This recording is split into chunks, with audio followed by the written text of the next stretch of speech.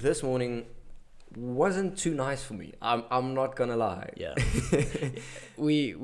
Our predictions didn't do very well. Well, it did okay. It did okay. Like, I think Moreno won that fight, Yeah. to be honest. UFC 270, the first pay-per-view event of the year. It was a great event as a whole.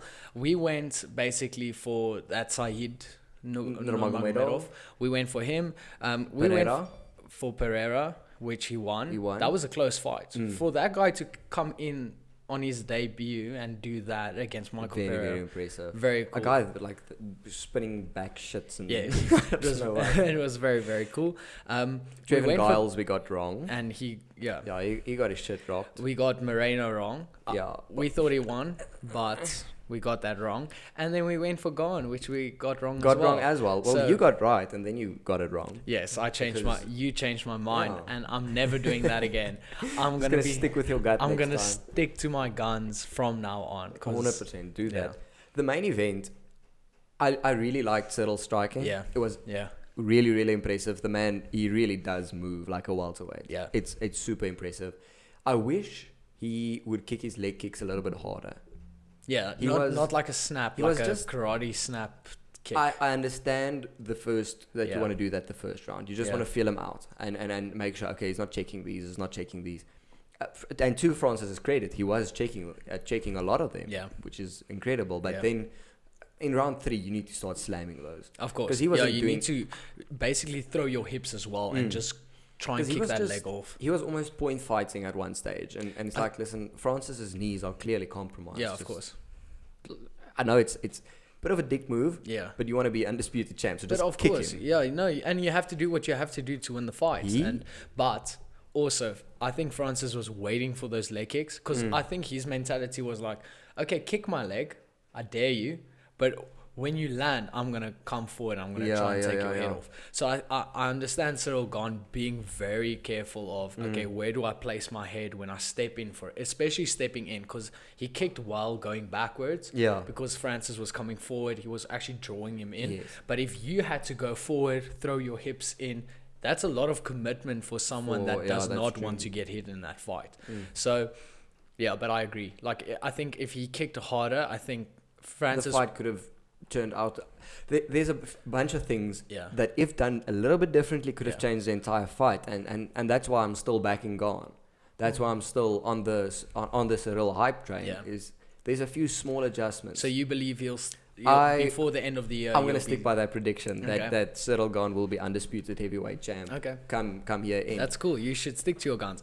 From now on, I stick to mine. That's going to be my... Hopefully it ages well. Yes. But it will age well. It's coming from me. I've never had a prediction wrong in my entire life. Never, ever. Except last week. Just like one. Chael Sonnen never lost a round. Exactly. I'm the Chael Sonnen of prediction. Yeah.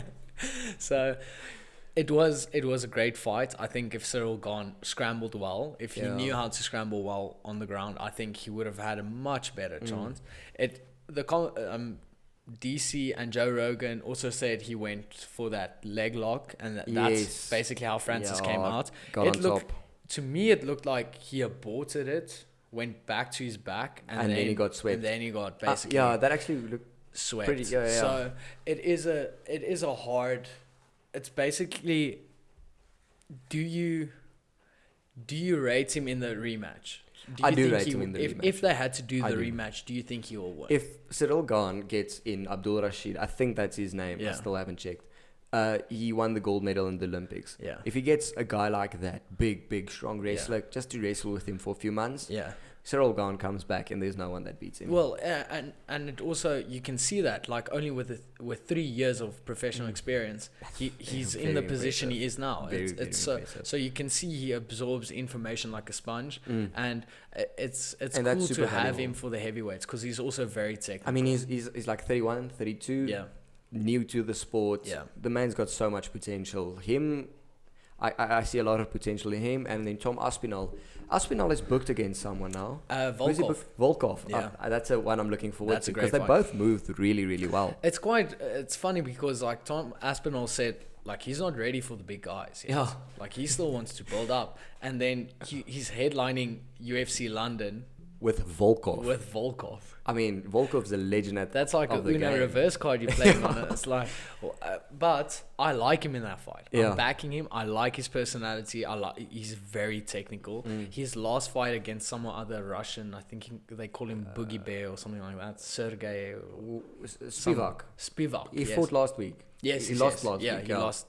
But his fight against him was so technical, and it was so cool to see him basically clinch up, throw those knees, break, throw an elbow. He was that was. I can see him taking on Gane in the near future, and I like that. That's a cool Two, fight. like, Two very technical heavyweights. Muay Thai. Well, almost like Yes. the knees, like the elbows. Yeah. I like that, but we need to give some credit to Francis. Yeah, that was beautiful. He is very, very good. What if you're the UFC? What do? Do you want him to stay with you guys? He was on his last fight. Honestly, offer him a shit ton of money just to fight John Jones. Yeah. Give him his money fight, Yeah. and then you can send him on his way. He is getting older, and his knees are getting weaker. He's not old. He's like 37. Heavyweights usually can fight longer than the other weight classes. Yeah. But 37 for bantamweight, for instance, 37 is bantamweight retirement age. Yeah. So he is getting up there. I can see three good years in front of him still. So, I mean, just capitalize now. Well, that's the thing. Like, it sounds like money. his mindset is on boxing. So we don't know what's going to happen. My girlfriend watched the fight with me. Yes. When he said he wants to go box, she asked me, like, how do you think he'll do? And I said, honestly, if he had to fight someone like Tyson Fury, he would get his ass kicked. Oh, Like, I don't like that fight. Yeah, it's not a great Like, fight at all. But John Jones tweeted after the fight, and he said, if this is the apex of heavyweight fighting, I'm excited about it. Got some more records to break. So he clearly wants that fight. He hasn't fought MMA, never mind fought a man in the last 2 years. So Jonathan, just fight someone. He's quite a controversial type of guy to I be think following and be a fan of now.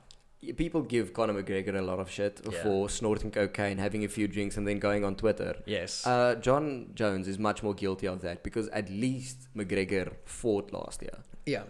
And twice. He fought twice. McGregor fought twice last year. So if you're not a big fan of John Jones. If you're going to give Conor shit, you need to give my boy Jonathan it even more. Of course. No.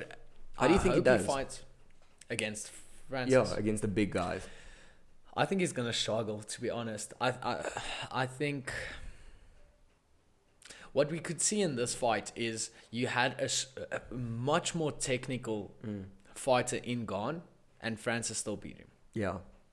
And then He's just too strong. Then you had a guy that came from middle light heavyweight. Yeah, these guys you had Jan Blachowicz coming up. Oh, sorry, No. Izzy going up to fight light Jan heavyweight. Blachowicz.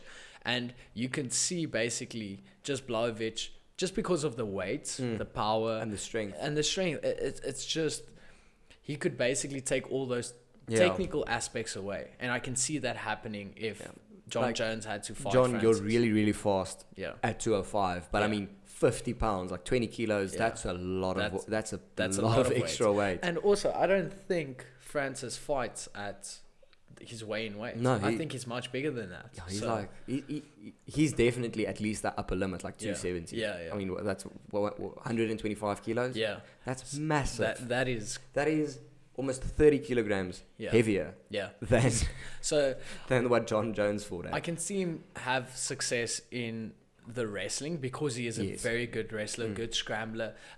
John Jones mixes up I think that's where people are going to struggle with him. You see in the heavyweights people being very strong in one aspect. Either you are a very good grappler like Olenek, he just takes you to the ground, chokes you out, or you are like Derek Lewis and you just stand up. or you just stand up and swing big. And you just knock people out. Or you like Curtis Blaze that basically relies just on wrestling to go get the distance. Yeah. But you have John Jones that mixes up all those aspects very well. Really so well. He'll fake a takedown, go to the head. We have at top level heavyweights, they are much more well rounded. I see it in Stipe, Gane, and Francis now as well. These guys are well rounded. Yeah. They get more well rounded with the time, which is quite cool to see. I think Jones is going to be just fine against one-dimensional heavyweights. I think he's going to do well, as you said. But as soon as a guy can take him down and just lie on him, then he's going to have issues. As soon as a guy connects with someone like Derek Lewis connects him, as soon as Francis connects him, he's going to struggle. Well, if someone like Gon hits a big elbow, he's going to feel it. Well, and I think that is like, if Francis said he wants more money, obviously. Like, he doesn't want to fight for 500, 600,000. That's the fight to make to double or triple your money easily. Like, that's a very big pay-per-view card. If you had to build a card off John Jones versus Francis, and you have someone like Kamaru Usman versus Leon Edwards on the co-main, that's a massive... Put it in Africa. Throw it in Africa. Throw it in Nigeria or here in South Africa. Well, it's so weird how we're still like Nigeria and South Africa and Cape Town, like say Lagos and Cape Town is one still on the same continent, but it's so far apart. It's such massive. A big continent. And they've spoken a lot about bringing UFC to Africa. I don't know if you saw in the press conference, but one of the reporters asked Dana, listen, when are you coming to Africa? And he's like, okay, we're just trying to sort out logistics around COVID and stuff, but because Africa is so safe. That. Like, it you is. can come here without any problems. Yeah. I've said before, Deep Sloot Beach. So what? Mitchell's Plain is a beautiful area to visit. The nightlife in Hillbrow. Perfect. Don't go Hillbrow to any of those. It's beautiful. No, it's not. It's super unsafe. They should. I think still, like, I would like it to be here in Pretoria, we stay. Of course. Obviously, don't go to Cape Town. Don't do that. Like, Cape Town is like the cosmopolitan African city, though. It is, but don't do it there. Do it like in Pretoria. Do it at the F&B Stadium. Yes, you would pack that thing. That would be insane. Pack that thing. Do it here. And I guarantee, Uncle Dana, you will sell out. I promise you. It doesn't matter how much you ask. Take all your African fighters, put them on one card, and just throw them somewhere, and you will sell out. I would rather have them go to Lagos than go to Cape Town. Really? It's either Pretoria or nothing for me when they come here. Like, don't go to Cape Town. Yeah, Cape Town. We're gonna have to fly. Cape Town doesn't really shout fighting to me. It doesn't. It doesn't. You have to come to Pretoria. If you want to do it in like the fighting capital of South Africa, Pretoria or Gauteng, you have to put come it in to Potchefstroom. No, I'm just kidding. Don't do anything in Potchefstroom. And then run a student special or something.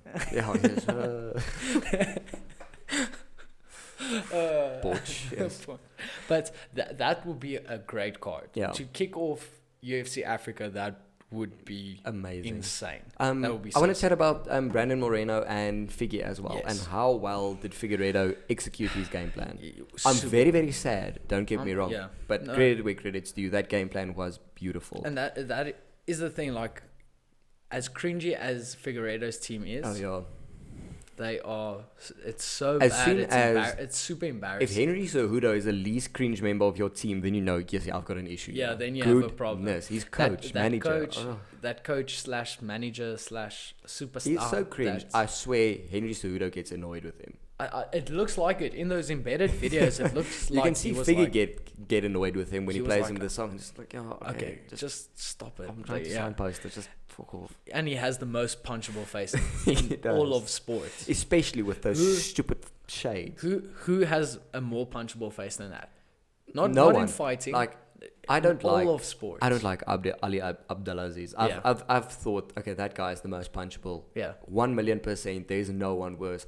Congratulations, Figgy's manager. You've taken that role. You've taken that. So you're saying you'll spend a holiday with Ali Abdulaziz rather than a dinner with that guy? Oh, definitely.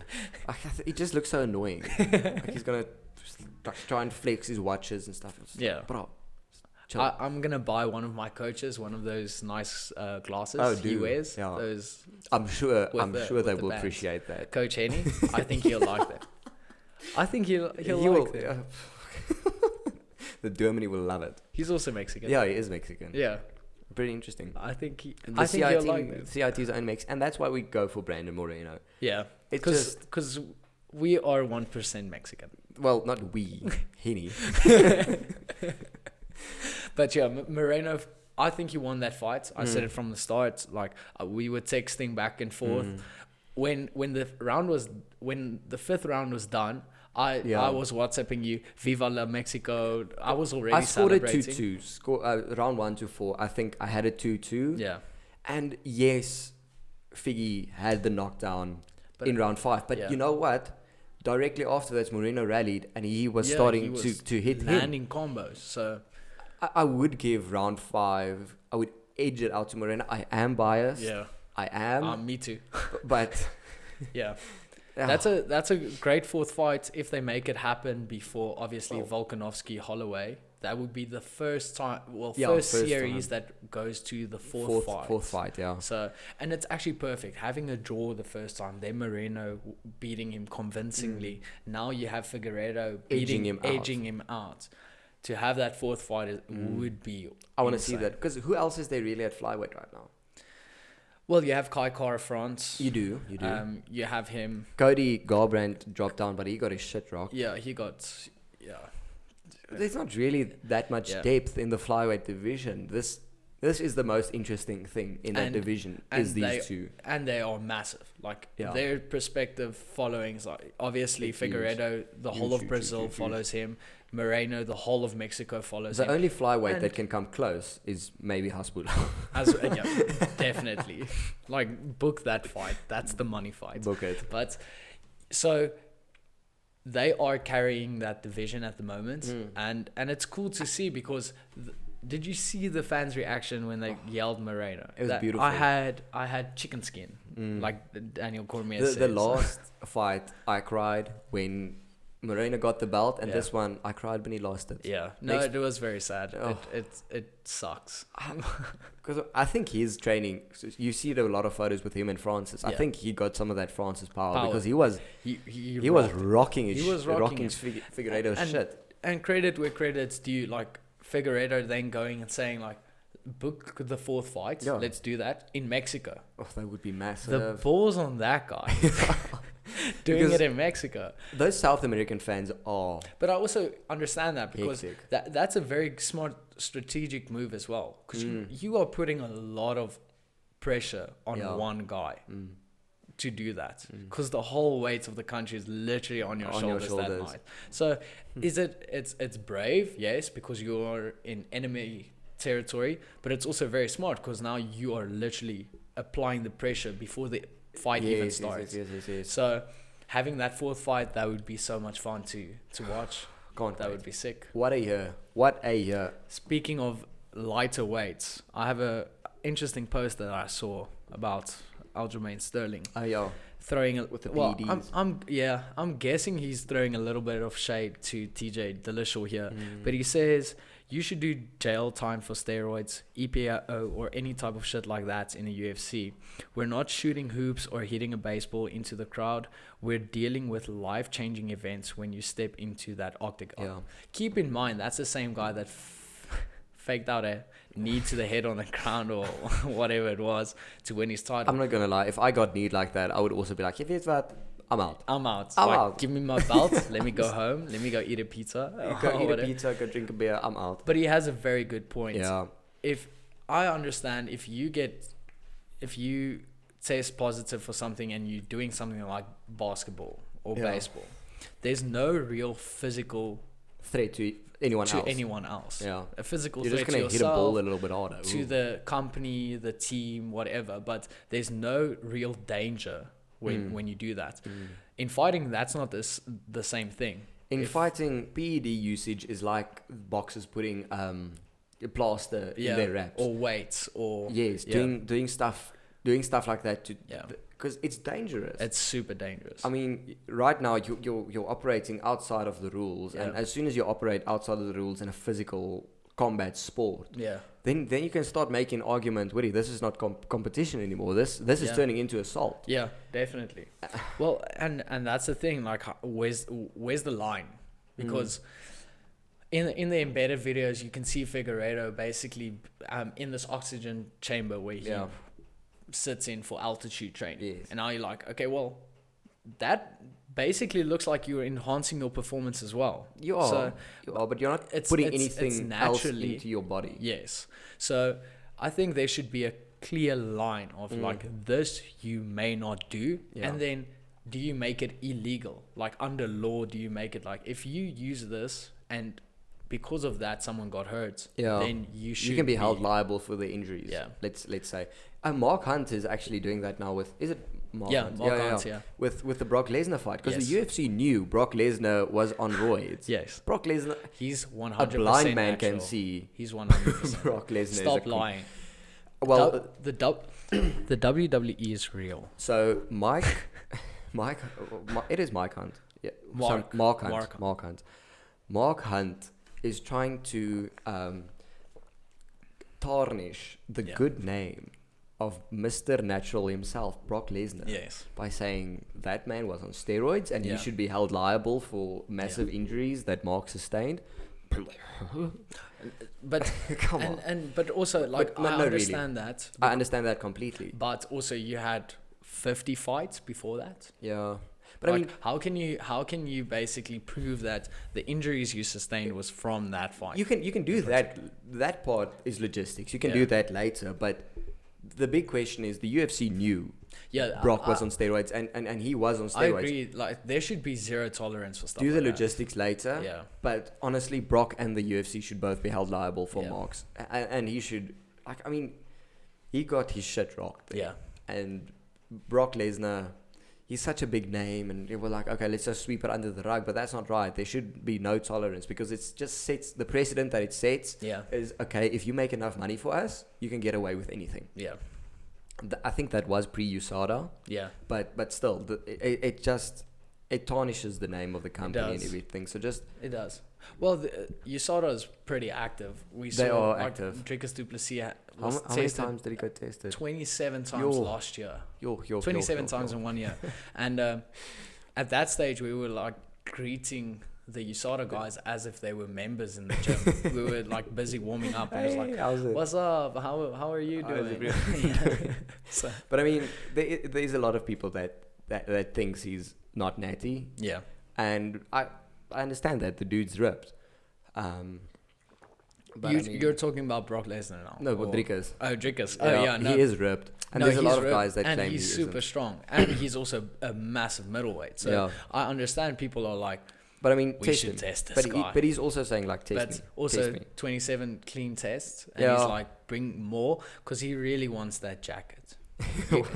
You get like a USADA jacket when you have 50 clean tests. Oh, that's nice. It looks like a bomber's jacket. Yeah. Well, he can do 23 tests easy this year. Oh yeah, definitely. If it was like that, like that last year, he will get a jacket for Christmas. Yeah. So yeah. But I mean, guys like what's the guy who fought RoboCop? What's his name? Roberto Soldic. Yeah. Soldic. I'm convinced that's the only reason he's not in the UFC is because the UFC is going to test him. Yeah, I agree 100%. No one in KSW is clean. If you want to do drugs... I wouldn't say no one, but like... Come on. Yeah, no champion in KSW is clean. Yeah. Roberto Soldic, there's no way. He's on roids. If you are a KSW champion and you're clean, comment below. And just tell us we're wrong. Sorry. Tell us we're wrong. We don't know. We're just making assumptions. If you want to do drugs... and make a lot of money doing it, go to KSW. Go to there. And that's also the thing. They're paying him so much money. He'll keep on doing the drugs and he'll keep on fighting there. Yeah. So he'll retire there as well. He doesn't. That's where your priorities and your goals differ from each fighter. Some of them want to really be the best in the world, and you have to go prove that in the best organization in the world. Other guys just want to pay rent, buy their food, look after their families. Yeah. And if they can do that easier by using drugs and going to a lesser promotion, but also get paid a shitload of money. You get paid. I think they get paid really very, very well. So you get compensated well for that. At the end of the day, like where we want to go to, like our team, our athletes, it's very clear you're gonna have to stay training. Obviously you have to stay consistent. You're gonna have to stay clean, because you don't want to go to those organizations. You might fight there as a stepping stone, but you want to be the best in the world. And that's actually like the ultimate test. Is beating up a roided up KSW fighter. Well, Dricus did that. Yeah, he did. Yeah, so he did that not once, but he did it twice. He did it against that Brazilian guy as well, also in KSW. And I know he is as clean as can be. Like, and people always like when he beats people on the mats, then like, man, you're so strong. And then it's like, what about my technical abilities? Like, stop saying I'm just strong. Like, I kicked your ass technically. That's like when people are it's easy to, I must say, it's easy to dismiss you and me saying, okay, no, the guys in the gym are clean. Yeah. But really, the guys in the gym are clean. Yeah. Believe us or don't. But yeah. So I think they should make a thing where if that happens, there should be real. You should be held liable. Yeah. Honestly, it's not. They're too tolerant, I think, of PED users. Yeah. Because you've got guys going on a 2-year ban and coming back. Yeah. With Nick Diaz, other story. That was just me. Dillashaw. But Dillashaw, he's on EPO. Yeah. So I really expect them to. He must be one of the most tested guys this year. I think he is. Like, I think he got tested like 32 times. He has to be. And they're going to have to keep a close eye on that. But also now you have doctors coming out and saying like it's pretty easy to beat jipper those tests. You can beat so it. Then you're like, oh shit, like what do you do what now? do you do? So at the end of the day, the truth is going to come out. Yeah. Whether if you want to see a good not. video about this, I would recommend More Plates, More Dates. He's got a video on Paulo Costa's natty or not. And it's just like, there's no way this guy's natty, and here's how. And then he goes through all the examples. It's sad. Yeah, it is sad. I just wish you could eliminate it from the sport completely. Yeah, the technology is going to keep on advancing, and I think it will reach that point. Even if you do cheat now, it's so still a fight. Is it a risk? It's a massive risk to cheat. It is a massive risk, but at the end of the day, it's still a fight. Yeah, like you can do whatever drugs you want. If you're cock at fighting, you're gonna get you're gonna get hit. You're gonna get your shit rocked. So and at the end of the day, you want to be an athlete that goes out and says like, I fought 15 roided up guys, and I still beat them. GSP. That's how good you want to be. Yeah. I mean, he beat Johnny Hendricks, big rig Johnny Hendricks. Now we're not saying we're not saying Johnny Hendricks was on steroids, but I wouldn't be surprised if he was. Yeah. Speaking of our champions, I read a post. Holy Jose 2391 says the UFC should make interim titles silver. Yeah, do it, because it's you say interim champion, but you almost give it the same respect. Not that they don't deserve respect, but you treat it almost the same as undisputed champion. I think I would like a silver belt more. Yeah, to but be that's honest, just like you. I You're like a clean, I like a clean look. Yeah. So I think I would enjoy, like, that would look much better against that wall. Silver, then gold. What do you think? I like gold. I like the gold, and I like the classic belt as well. I know you like the modern one. I love the modern one. I know that's very controversial as well. Yeah. Every Reddit post is like, no, that belt is so shit. We should actually do a poll. See how many of the listeners. We'll put a poll in the YouTube video. Yeah. But I don't hate the new belt. Yeah. I like it. I like the new belt. You just like the older belt even more. The times are changing. We're getting more modern. UFC are doing NFTs. Goodness. We're gonna buy them. Come on. Stop doing that. You need to be positive about the NFT space. If I do ever buy an NFT, it would not be because I believe in them. It would be because I'm just gonna go, you know what? I've got money lying around, and I'll throw some money at an NFT. And it will be because I forced you to. And it will be because you forced me to. Absolutely. We're gonna buy them. Definitely. We're gonna buy some NFTs. We'll show them off on the podcast. We'll show them like a picture of them, right here. Right here. So, thank you guys so much for watching. I hope you guys enjoyed the episode. If you did, make sure to subscribe, and then we'll see you guys soon. Cheers.